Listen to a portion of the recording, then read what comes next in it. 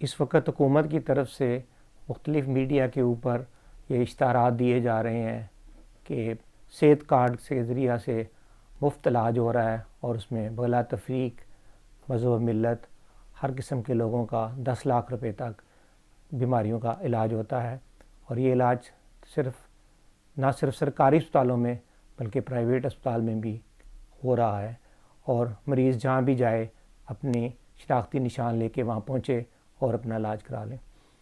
کچھ لوگوں نے اپنی آراء کا بھی اظہار کیا ہے، چند لوگ تو اس میں خوش نظر آ رہے ہیں جن کا علاج آرام سے ہو گیا ہے، لیکن سوشل میڈیا پر بہت ساری ویڈیو وائرل ہیں جہاں پر یہ شکایات ہو رہی ہیں کہ نہ تو سرکاری اسپتال میں صحیح علاج ہوتا ہے اور نہ پرائیویٹ ہاسپٹل میں۔ پرائیویٹ اسپتال والے تو یہاں کہہ رہے ہیں کہ جی پہلے اپنے فنڈ لے کر آئیں اور جو آپ کا کارڈ ہے اس میں بیلنس ہونا چاہیے تو پھر آپ کا علاج کیا جائے گا۔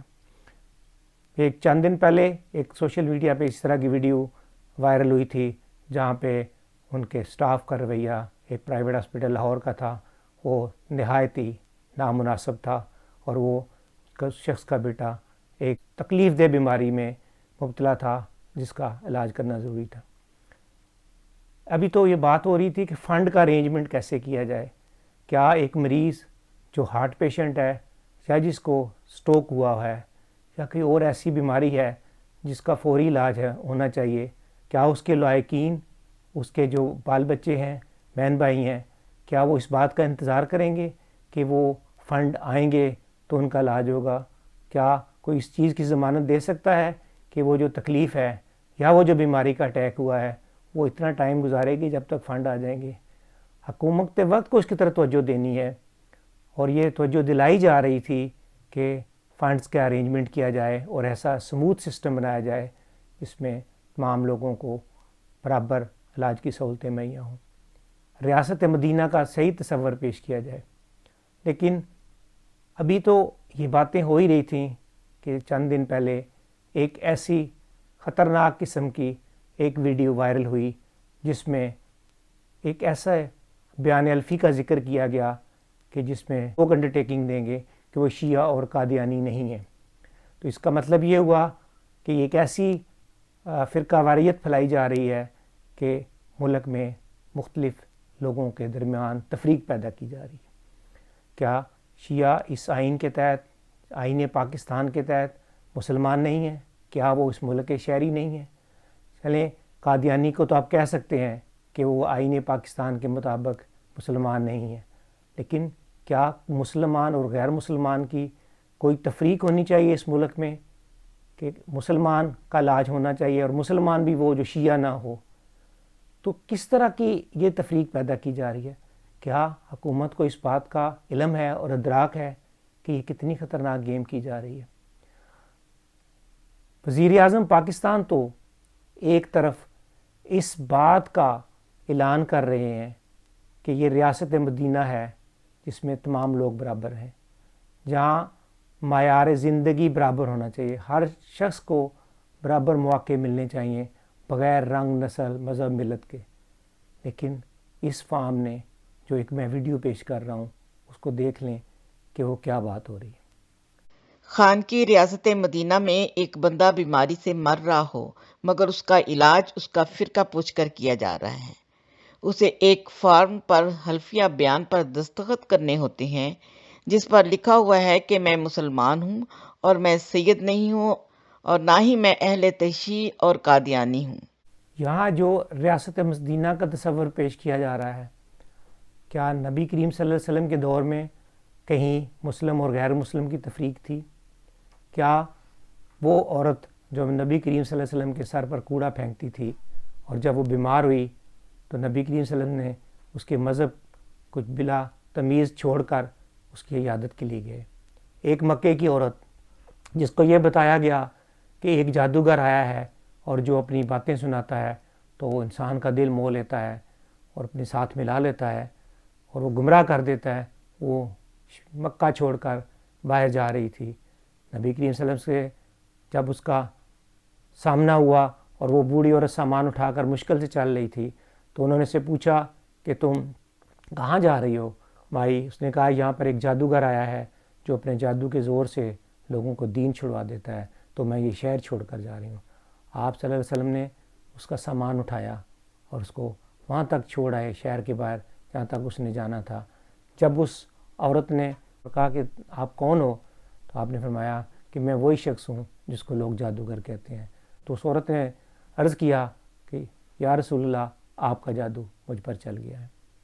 ایک خلیفہ راشد حضرت علی مرتضیٰ رضی اللہ تعالیٰ عنہ کے خلاف ایک یہودی نے عدالت میں کیس کر دیا کہ گھوڑے کی زین میری ہے، اور جب حضرت علی کو عدالت میں قاضی نے بلایا تو انہوں نے کہا کہ اس زین کا مالک میں ہوں، یہ یہودی نہیں ہے۔ جب قاضی نے گواہ پیش کرنے کی بات کی تو انہوں نے اپنے بیٹے کو گواہ کے طور پر پیش کیا۔ قاضی نے ان کی گواہی قبول کرنے سے انکار کر دیا اور فیصلہ یہودی کے حق میں دے دیا کہ وہ زین کا مالک ہے۔ لیکن جب اس یہودی نے اس درجہ کا انصاف دیکھا کہ جو اس وقت کے حاکم وقت ہیں، انہوں نے اس کے اوپر کوئی اعتراض نہیں کیا اور فیصلے کو مینوان مان لیا، تو اس نے قاضی سے کہا کہ میں نے جھوٹ بولا تھا، یہ زین حضرت علی ہی کی ہے۔ کہا جاتا ہے کہ ڈاکٹر مریض کو دیکھتا ہے، اس کے رنگ، نسل، مذہب اور ذات کو نہیں دیکھتا۔ جج فیصلہ کرتے ہوئے انصاف کو دیکھتا ہے اور انصاف کے فیصلے کو دیکھتا ہے، نہ کہ یہ ایک انصاف لینے والا کون ہے۔ تو کیا یہ جو فارم، یہ جو انڈرٹیکنگ یا جو بیان الفی لی جا رہی ہے، اور کس میں اہل تشیع کو بھی شامل نہیں کیا جائے گا اور قادیانیوں کو بھی شامل نہیں کیا جاتا، کہ یہ فارم صرف مسلمانوں کے لیے ہے، تو اس کا مطلب یہ ہوا کہ ہندو، سکھ اور عیسائی جو اس ملک کے شہری ہیں، جنہوں نے وہاں اپنی جانیں بھی قربان کی ہیں، جو اس ملک کی خدمت کر رہے ہیں، کیا ان کا کوئی حق نہیں ہوگا کہ وہ اپنا علاج کروا سکیں؟ اقلیتیں تو پہلے ہی پاکستان میں اس احساس کا شکار ہیں کہ جو چاہے ان کے ساتھ زیادتی کر سکتا ہے، کیونکہ وہ پہلے ہی جو جھوٹے مقدمات بنائے جاتے ہیں اس کے شکار ہیں اور ان کو سزا بھی دی جاتی ہے، یا لمبا عرصہ ان کو جیلوں میں رہنا پڑتا ہے۔ جب وہ کیس جھوٹا ثابت ہوتا ہے تو زندگی کے 5 سال 10 سال گزار کر وہ باہر آتے ہیں۔ تو کیا کوئی ان کی اس زندگی کو یا اس وقت کو جو کسی کے جھوٹ کی وجہ سے ضائع ہوا ہے کوئی واپس کر سکتا ہے؟ کوئی عدالت یا حکومت اس کو واپس لا سکتی ہے؟ لیکن اگر ایک غلط فیصلہ ہو گیا ہے تو کیا جو جھوٹے الزام لگانے والا شخص تھا اس کو کسی بات پہ سزا دی جاتی ہے کہ تم نے کیونکہ جھوٹا الزام لگایا ہے تو اتنی ہی سزا تمہیں دی جائے؟ اور یہ فیصلے کیونکہ مصلحت کا شکار ہو جاتے ہیں تو پھر وہ جو جھوٹا الزام لگانے والا ہے اس کا حوصلہ اور بڑھ جاتا ہے کہ مجھے تو کوئی تکلیف نہیں، مجھے کچھ نہیں ہو سکتا۔ پاکستان کے تمام شہری برابر ہیں، ان کو برابر کا حق دینا چاہیے، ورنہ ہندوستان کو کیوں یہ شے ملتی ہے؟ ہندوستان مسلمانوں کے ساتھ زیادتی کر رہا ہے، اور وہ زیادتی اسی بیس پہ کرتا ہے کہ جی پاکستان میں ہندوؤں کے ساتھ سلوک اچھا نہیں ہوتا، پاکستان میں عیسائیوں کے ساتھ سلوک اچھا نہیں ہوتا۔ تو یہ ایک رواج بن رہا ہے کہ مائٹ از رائٹ، جو جس کی اکثریت ہے وہ اقلیت کو دباتا ہے۔